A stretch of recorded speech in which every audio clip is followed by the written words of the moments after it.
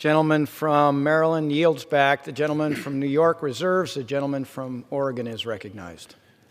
Mr. Speaker, I just want to mention that it was noted that whenever asked, the people have said that they would support legalization of marijuana. That's not correct. North Dakota Measure 3 failed. Missouri Proposition C to legalize marijuana failed. Ohio Issue 3 failed.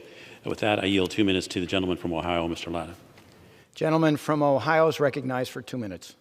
Well, thank you, Mr. Speaker, and I thank the gentleman for yielding. I rise today to offer a motion to recommit on behalf of the members of our communities who have tragically lost their lives to substance use disorder, SUD. Prior to the COVID-19 public health emergency, our country faced a different kind of enemy that knew no bounds. This chamber is once united in the battle against addiction, and I was proud of the legislative work we did to address this crisis, most recently through the SUPPORT Act. Unfortunately, all the progress we made seemed to evaporate with the onset of the pandemic and the resulting lockdowns, mandates, social isolation, and fear of an invisible enemy. Recently, the Centers for Disease Control and Prevention announced that 105,752 Americans died from drug overdoses from October 2020 to October 2021. Let me repeat that. 105,752 Americans died from drug overdoses in 1 year's time.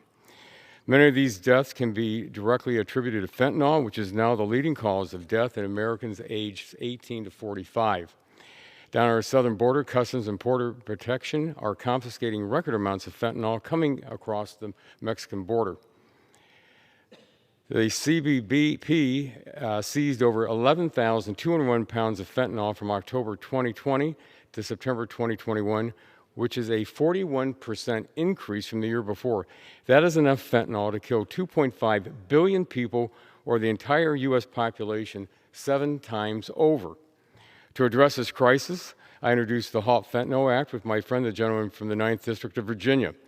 This legislation would permanently schedule fentanyl-related substances as a Schedule I and enable researchers to continue to study Schedule I substances for possible medical benefits.